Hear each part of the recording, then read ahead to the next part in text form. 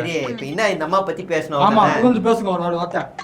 இந்த அம்மா வந்து பெரிய ஆர்டிஸ்ட்.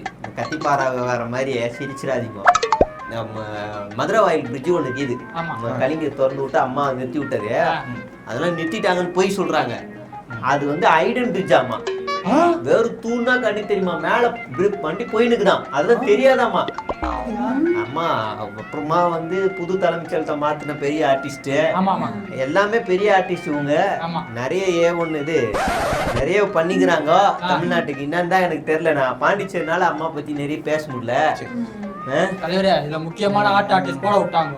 இந்த பக்கம் ஆர்ட் அந்த அம்மா போட்டு, இந்த பக்கம் ஆர்டிஸ்ட் நம்ம தலைவரை போடணும்.